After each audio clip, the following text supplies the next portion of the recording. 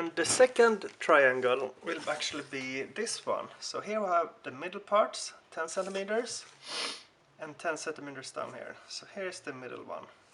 Whoop.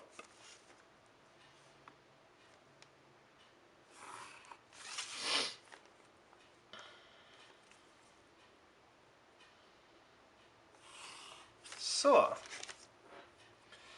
great, and the middle part of this, the center of this will be middle here, here, a straight line, yeah, here.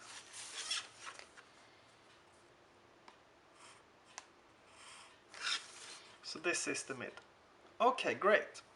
So now we will start making lines here. That's the next step.